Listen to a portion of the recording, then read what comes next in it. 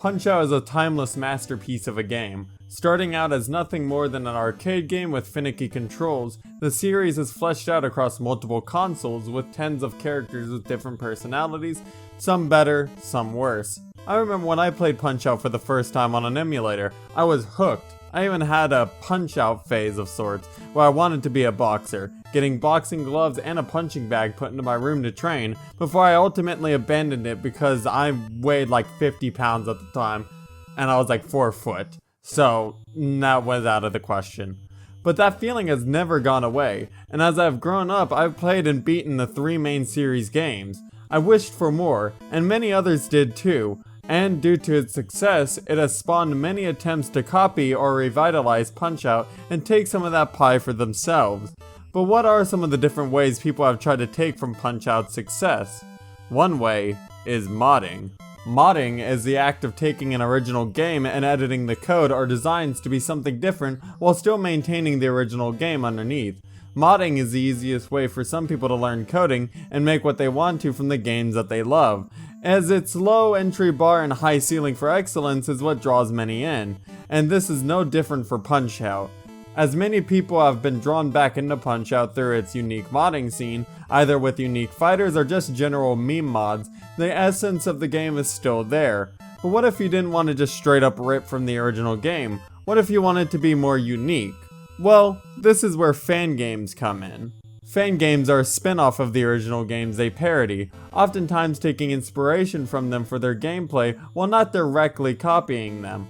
One Punch-Out inspired game you may have heard of is Big Boys Boxing, a retro 8-bit game with goofy graphics and very unique characters, though sadly this game is forever doomed to be in development hell. But as one door closes, a new one opens. Introducing Upbeat, a Punch-Out fan game done right. Upbeat is a boxing game made by a collective of talented individuals under the banner of Waterfowl. Waterfowl has made another game, Puppy Love, that is in beta right now, similar to Upbeat. Yeah, this game isn't finished just yet. It is coming along quite well, however. That doesn't mean that it has a storyline just yet, but hopefully it will one day.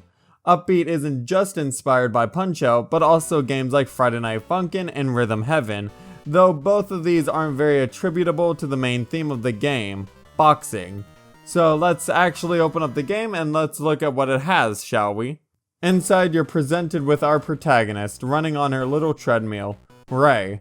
One thing you'll notice is the music playing. It's not very complex and it's very chill. This game is also different in the fact that it isn't retro 8-bit, it's not very jumpy and rather smooth. But okay, a Punch-Out game isn't good without its fighters, so let's dive into them, starting with Cherry Pop.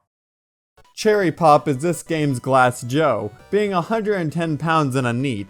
She got inspired to become a boxer due to Dragon Ball Z, but unlike Goku, she is a complete punching bag. Chaining 3 left hooks and 3 uppercuts basically stops her from ever actually fighting. But remember how she decided to become a boxer because of DBZ? Well, there was a reason for that, because she could pull the same stunt and try to gain extra power, which, if allowed, turns her into the deadliest fighter in this whole game, being able to knock you to the mat in one hit. So while deadly, Cherry Pop is much just like a real-life cherry, soft chewy outside and poisonous inside. Black Lily is a short emo panda. She deals in fast movements and isn't afraid to dodge your attacks. She hates you because you're happy, and why that's the case goes back to when she was first defeated after being this happy-go-lucky panda. She flips you off, swears, and is generally a small nuisance. Where Cherry Pop was offensive, Black Lily is defensive, so always dodge first and attack second, and she'll go down quite easily. Even her special attack isn't hard to dodge when you remember that you need to duck under it. A memo I simply kept forgetting about when I first played this game. Okay, so that's you might have like some very small frames to be able to actually hit these people. You prick! Oh, fuck. Side note, remember when clowns were going around in 2018 kidnapping kids and everyone just kind of forgot about that fact? Oh, this has nothing to actually correlate with the game, by the way, other than the fact that our next opponent is a clown.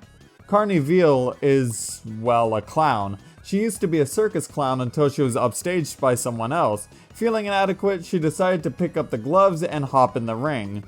but she doesn't play very fair. Just like her Super Punch-Out counterpart, Carney Veal has a trick up her sleeve. We have left Etiquette Land and have entered into the WFBA.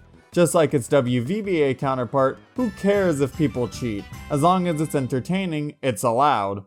One other thing Carney does is throw pies at you, which kinda do the same thing as Masked Muscle's sneeze. It blocks you from being able to see anything and thus screws you over. But luckily it isn't really that bad. But don't be fooled by this clown. She may be annoying and unfair, but she certainly can't fight well. Dodge her attacks and remind her why she should stay in clown circus. Blech. That last fight was pretty terrible. I think the only thing that could make that worse if you were fighting a literal robot, but the WFBA wouldn't allow that kind of thing to happen, right? Right? Oh, for fuck's sakes. The machine is a literal robot built for boxing. Made by this old guy with a robot arm, this computer behemoth towers over you. You see, by now you might have been questioning where the FNF part of this mod comes into play, other than the art style that is similar to it. Well, this character relies on visual and audio cues for each attack. The monitor will show what punch you'll do before attacking, but where we branch off from everyone else is when you get halfway through the fight. You manage to somehow have enough strength to rock'em sock'em punch her monitor straight off her head. But this doesn't send her down. Instead, you must rely primarily on the audio cue for what attack she'll do. Luckily for us, she's just like King Hippo. One knockdown is all you need to keep this metallic waste of space down. So don't be too intimidated by her size, her speed, or the audio cues, because all you need to do is to show her why humans are always better than machines. From a killer clown to a giant robot, I think the only thing that could top that is a straight up gun. Please don't tell me. Fuck. Well, luckily we don't have to fight her yet, as this game is still in beta, so only 4 out of the 12 characters are actually unlocked. We can only speculate on what the others will entail, but if it keeps escalating like this, I fear our last opponent will just be the US military, and we have to dodge literal fucking nukes. Because there is one thing that I've neglected to speak about until now, one thing that makes this more unique than any other Punch-Out fan game, an inbuilt mod editor. Yep, you heard that right, you can make your own opponents and fight them right here. It is a bit hard to understand or mod, but the ability to do this is quite fun and unique regardless. There is a small group of people on the Waterfowl Discord server that I've been trying to craft well-designed opponents to fight. I think one thing they are missing is Hazel here. Oh shit, somebody made that already? God, that was quick, dude. I'm gonna go play that real quick.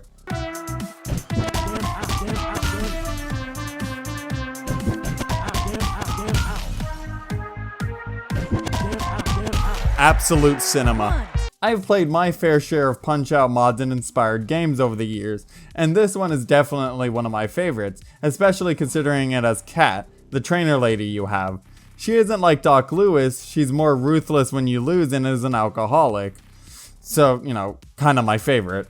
If you enjoy beating women, listening to some decent tunes, and can't wait for a full release, I'd recommend checking this game out. After all, the title of the game speaks for how it plays.